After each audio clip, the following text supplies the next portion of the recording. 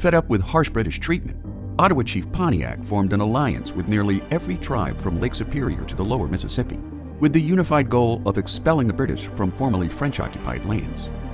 In April of 1762, Pontiac convened a war council on the banks of the Ecorse River near the settlement of Detroit, where he detailed his plan that each respective tribe should seize the nearest British fort to their encampment before wiping out the now undefended settlements that surrounded each British outpost. Amongst the assembled chiefs, it was decided that Pontiac and his warriors would approach the British fort at Detroit under the guise of negotiating a peace treaty, instead gaining access to the fort's arsenal, which would effectively arm the alliance tribes with the necessary weapons of European warfare.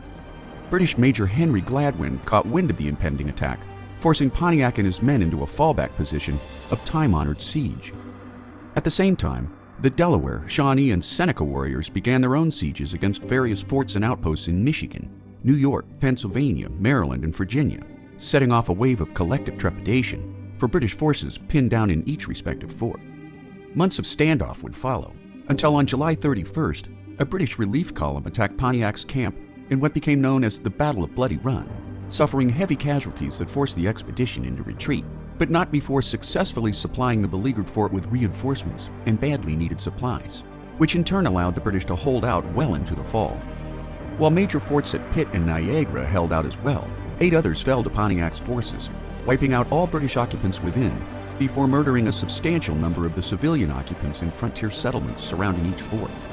By the spring of 1764, a total of 900 British soldiers and colonial civilians had been murdered, while an additional 4,000 civilians had fled for their lives.